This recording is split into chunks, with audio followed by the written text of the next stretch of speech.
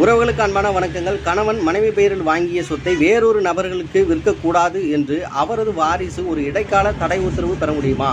இது தொடர்பாக அலகாபாத் உயர்நீதிமன்றம் சௌரவ் குப்தா வர்சஸ் அர்ச்சனா குப்தா என்ற வழக்கில் தீர்ப்பளித்திருக்கிறது.